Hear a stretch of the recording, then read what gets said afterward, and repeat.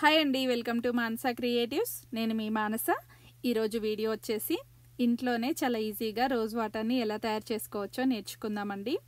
ముందుగా మనకి ఇంట్లో ఎక్కువగా రోజెస్ పూసినప్పుడు వాటిని ఇలా తీసుకొని ఈ విధంగా పెటల్స్ అన్ని సపరేట్ చేసుకోవాలండి. ఏ కలర్ రోజెస్ అయినా పర్వాలేదండి, మనం ప్రిపేర్ చేసుకోవచ్చు ఈజీగా. ఇలా అన్నింటినీ చక్కగా విప్పుకున్న తర్వాత ఈ రోజ్ పెటల్స్ని 1-2 సార్లు శుభ్రంగా నీటితో వాష్ చేసుకోవాలి.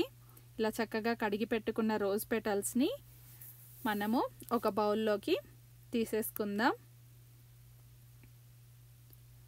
కాస్త లోతుగా ఉన్న గిన్నెని తీసుకొని అందులోకి రోజ్ పెటల్స్ అన్నీ ఈవెన్గా పరుచుకోవాలండి.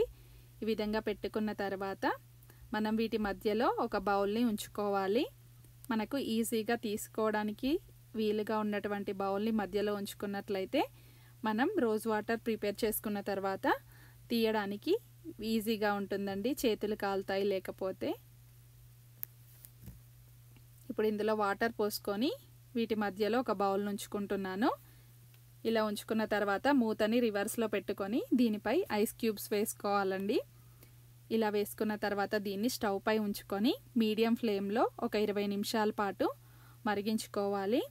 ఇలా మరిగించుకున్న తర్వాత ఇప్పుడు మూత తీసి చూస్తే మనకు రోజ్ వాటర్ అనేది బౌల్లోకి వచ్చేసి ఉంటుంది.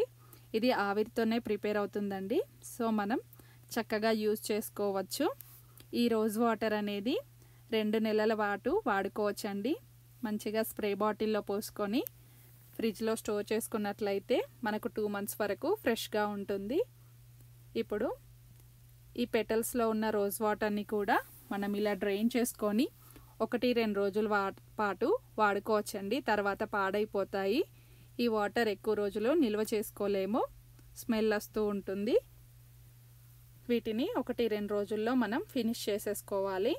ఈ విధంగా ఫేస్ వాష్కి కానీ హ్యాండ్ వాష్కి కానీ ఎగ్జిమా ఉన్న వాళ్ళకైతే చాలా బాగా యూజ్ అవుతుందండి. అంతే అండి, ఎంతో ఈజీగా రోజ్ వాటర్ని మనం ఇంట్లోనే ప్రిపేర్ చేసేసుకోవచ్చు. ఈ వీడియో మీకు నచ్చినట్లయితే ప్లీజ్ లైక్ చేయండి, షేర్ చేయండి, అలాగే నా ఛానల్ని తప్పకుండా సబ్స్క్రైబ్ చేసుకోండి. Thank you for watching. Please subscribe my channel.